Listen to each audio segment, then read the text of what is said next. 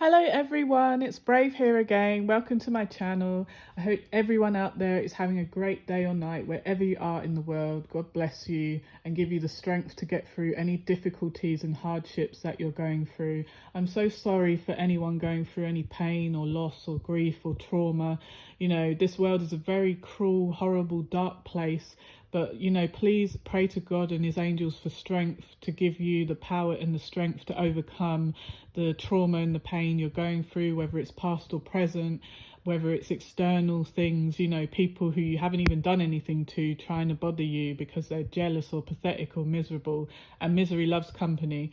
So, you know, don't let yourself be down because of other people's negativity. You know, there are so many good people out here in the world who are being abused and mistreated by scumbag, loser, up people who up their own lives, so then they want to up your life because they're not happy in their life, you know. So anyway, my main reason for doing a little video right now was just to speak about how important it is to remember your worth, to not go back to defunct, dysfunctional, rubbish relationships, even if it's with family, friends or acquaintances. Don't let anybody make you feel guilty. Don't let them emotionally guilt trip you into coming back to them. Don't let them show you a sob story, a pity party. If they have fucked up their life and they keep going back to substance abuse or abusive relationships, and you've tried to help them a million times to see their worth and escape those people, and they just turn around and spit your help back in your face, at some point you're going to have to turn your back on these people, not because you want to, not because you're not a good person, but because they are showing you they don't appreciate your help. They don't like the fact that you are in a better position than them. It annoys them that you aren't on drugs or you're not an alcoholic. You actually have a high IQ. You go out into the world and use that high IQ to help others. You don't sit on the floor boo-hooing and crying about stuff you could change. You get up and go and change it. You know what I mean? Like, there's a lot of feeble-minded, weak people who go around throwing themselves at losers and provoking psychopaths, and when those losers and psychopaths mistreat them because they provoked them, then they want to come crying back to you who was helping them in the first place, who was never abusing them. And joke's on you, loser. Those good people have already turned their back on you, and they don't have to turn around to help you. You fucked up. You're a fuck up. Your life is rubbish because you made it rubbish. And obviously there's things that can happen to us that are outside of our control, but the majority of narcissists and losers and scumbags out there, they create that difficult life they have. I would say 70% of their life is their problem. They caused the problem. They went towards a toxic relationship that was obviously toxic. They went towards someone who beats them or hurts them or abuses them. Now, I'm not saying that normal, regular, strong people can't end up with someone who is a bad person or a narcissist in a relationship. Obviously, you can have a narcissistic family, and we don't choose our family. But at the same time, what I'm trying to say is, when you see red flags and you don't extricate yourself, take yourself away from it, escape that situation, who is there to blame but yourself at the end of the day? Now, I'm not victim blaming, because I've been with people who I saw the red flags and I ignored them. I saw they were toxic and I went back to them. This is in the past. This is like years ago. But that was when I was much younger and I didn't know my worth years ago. But now I see that, oh my God, I was always worthy. I was just allowing some scumbag to be in my life. That was down to me. So people have to wake up and be honest with themselves about what role do you play in your own suffering. I didn't want to admit that I was dumb enough to have pity on my abuser. Like my mum, for instance, she's a malignant, sadistic narcissist, but because I'm a good person, not because she deserved my help, because she's a nasty monster who beat me when I was a kid for no reason for years with belts and all sorts of things. And She was a piece of shit. But what I found weird was that because I'm a good person, I kept helping her. I kept wanting to. Every time she was sick, she didn't even have to ask me. I would swoop in and help her. Anytime she needed money, I'd swoop in and help her. If she was going to be homeless, I'd swoop in and help her. If she had a bill that needed paying and she didn't have the money, I would swoop in and help her. Even at risk to myself or lack of financial stuff for me, like I need that money, but I leave myself short. And basically I'm being the mum, because a true mother would, if there was a shortage of food, she would give her kids the food and take the crumbs just so her kids could survive. You know what I mean? So the fact that she's the type of person, my that thing called my mum, she's the type of person who would look at you, and there'd be a shortage, of food in the house or money or whatever, and she would look at you and be like, yeah, you should give me all your money and leave yourself short and suffering. You should give me all your food and leave yourself starving. That's the kind of monster she was. Then she would get jealous if anything was going good for you. That's another thing that narcissists hate, it when you know your worth. You show them you have the power to say, nah, I can take it. They'll be like, I'm this way, take it or leave it. Well, I'll leave it, bye. And they'll be so mad. Like, what? You're saying no to me? Hell yeah, I'm saying no to you, you scumbag, lowlife, F up loser. Like, what did you think was going to happen? You really thought I was waiting here for you?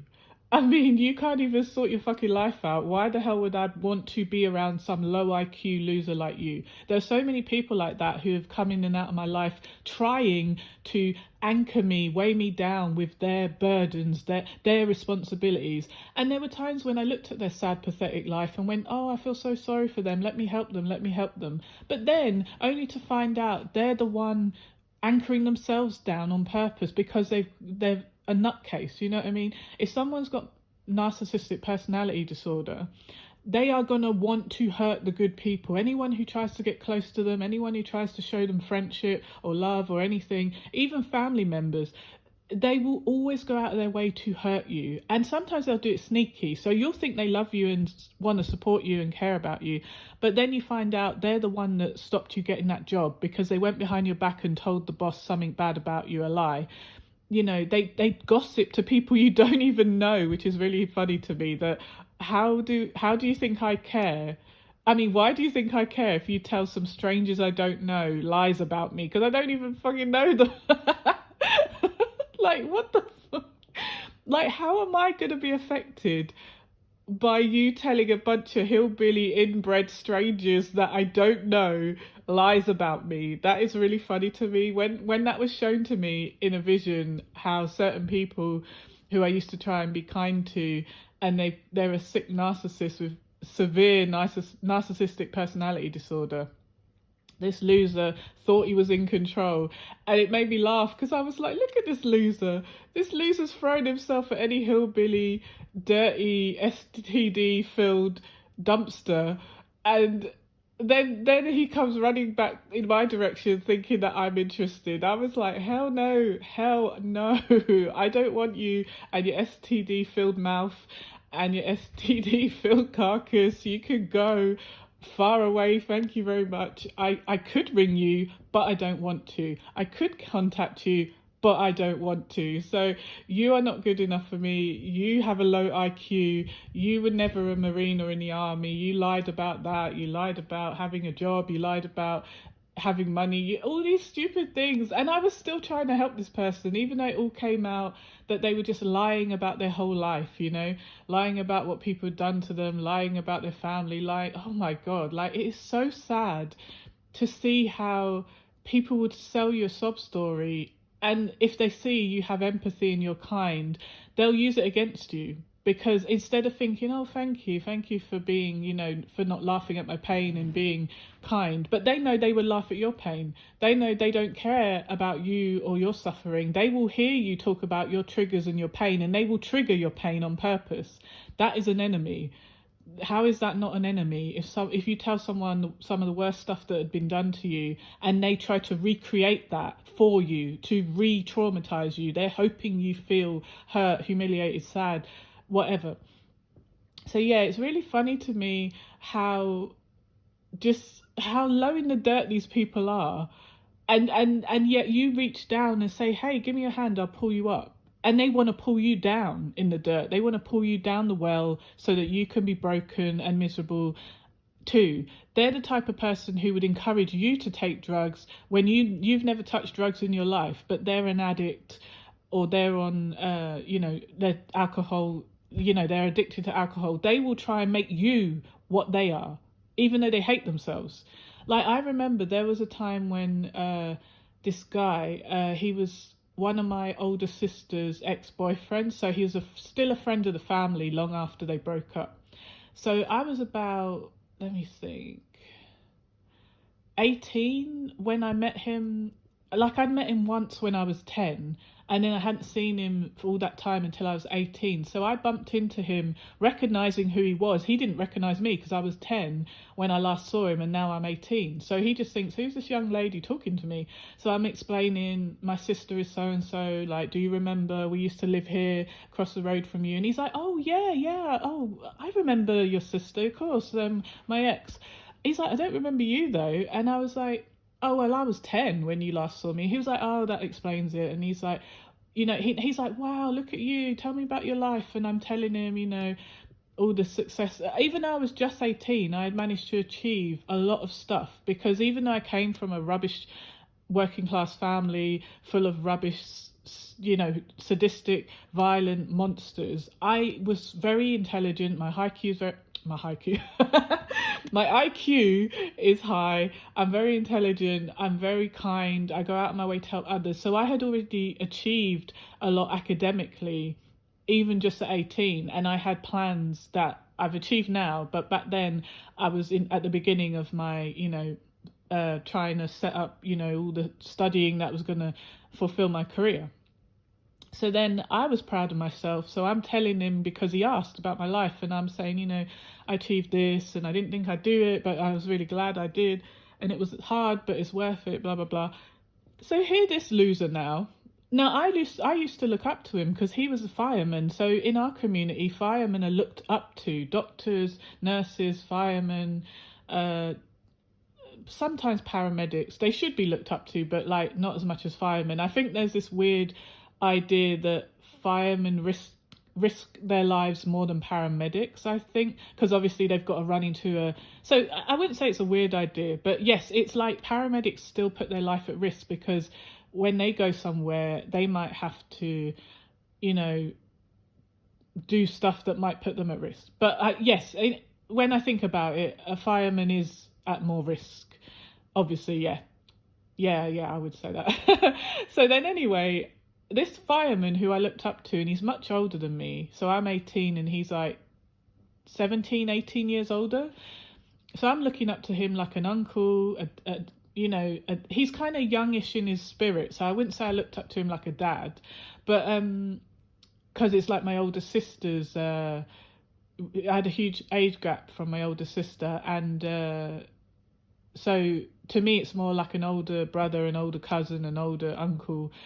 Anyway, so he sort of started to like take a shine to me now, because I had, I guess daddy issues, because my dad abandoned me. I didn't feel creeped out that this older man wanted to date me or hang out with me, because I wanted to feel like I'm with a older, protective person who's a pillar of the community, because he was a fireman. And I was like, oh wow, this gorgeous fireman wants to date me or take me out or invite me to his house to hang out or whatever. So me being young, dumb, and not really understanding how men prey on younger people and want to control you, kind of thing. So he didn't know I'm a very, very strong-willed person. No one can control me. And sometimes I'll let people think they have the control, and then I'll be like, bam, and knock that dream out of their hand and be like, ha, you thought you were controlling me, you thought I loved you, whatever.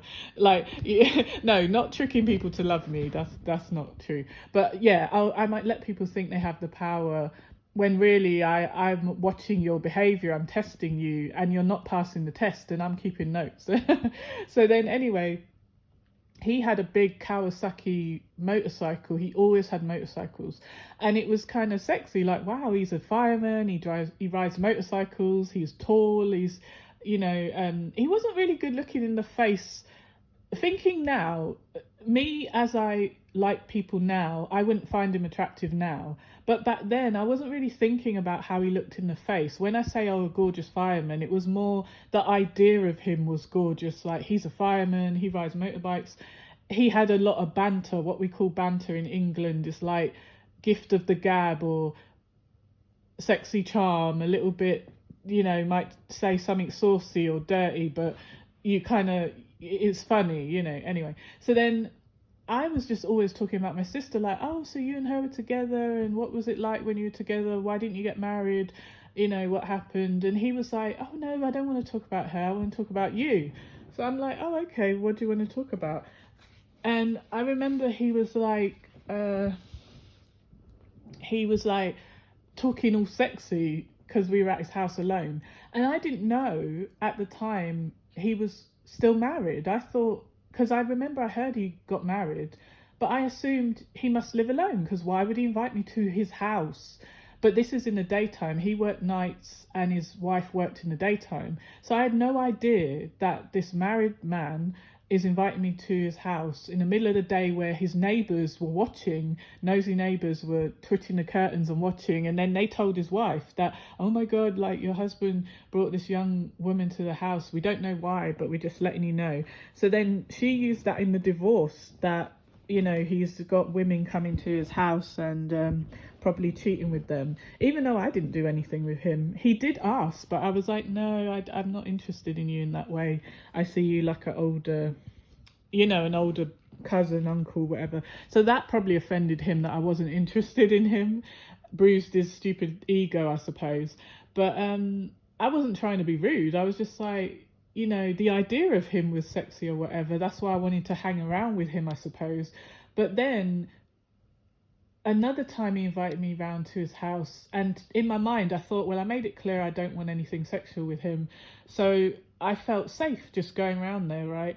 And then he came on to me again, and I was like, why did I come here? I must be the most naive, stupid girl, like, because in my mind I'm not, no one's shown me like any guidance about men and how men think.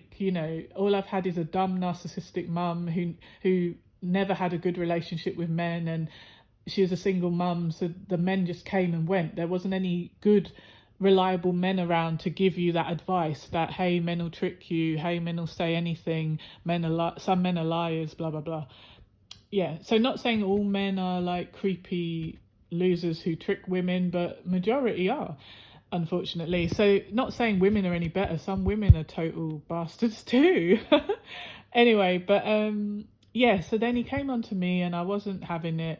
And I was like, what is wrong with you? Like, why don't you understand that I'm not interested in you? And he's like blaming me, like, well, why did you come here then? Why did you come to my house? And I said, because you're a friend of the family and I thought I was safe to just come and hang out with you like family, like a male member of the family, but obviously not. So I left, and I didn't, and then my sister came to visit where my mum and I were living, because I'm still living with my yuck, sadistic, narcissistic mother, because I just couldn't afford to leave yet. It was London is very expensive, and I didn't want to share a room or like rent a room in a house full of strangers who could be lunatics. So I had a nicely decorated room that I had decorated with all my nice stuff, and I didn't have to pay rent staying with her, but I hated living there because she was a lunatic, so it was very hard. So anyway, so he decided to come round just randomly to where my mum was living then, because I must have told him where we lived, obviously, and my sister just happened to be visiting, and then we literally heard that bloody giant loud turbo Kawasaki motorcycle coming streets away. I was like, can you hear that? There's a motorcycle coming, can you hear it? It's so loud. And I was like, I just knew in my head that I bet it's him, because there was no one in the area that had a motorcycle. Like, it wasn't very popular, at least in our area, it wasn't very popular to have a motorcycle. He was one of a very tiny amount of people who had a motorcycle. So I hear the motorcycle coming, I run upstairs, look out my window, I can hear it getting closer, and I'm like, I just know it's him. Why is he coming to our house? And just I mean, I'm psychic anyway. I do have a psychic gift, so maybe it was my gift as well that let me know that heads up, something's coming. So he came to the door. I saw him parking up the bike on the pavement outside our window, and I was like, oh no, what's this weirdo doing? I was a bit nervous, like, what's he gonna say? Like, is he gonna lie and say I'm bugging him or whatever? And then he knocks on the door. I open the door.